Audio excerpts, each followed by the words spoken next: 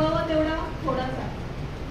65 किलोची तलवार चालवणारा म्हणजे येसवाजी, 200 सैनिकांशी एकटा लढणारा म्हणजे बाजी, हात कापला गेला तरी लढणारा म्हणजे तानाजी, आणि 8 तासात घोडा दिल्लीवरून पुण्याला आणणारा संताजी. 700 मराठ्यांना घेऊन 30,000 मुघलांना पळवून लावणारा रामजी, आणि मुघलांच्या घरात घुसून हेरगिरी करणारा बहुरूपी म्हणजे बहिर्जी.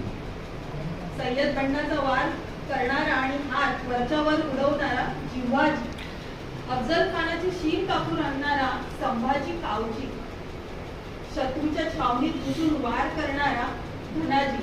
थोडीशी मी आळवळ करते कारण धनाजी म्हणल्यावर माझ्या मिस्टरांचं नाव ते एक टाळं धनाजी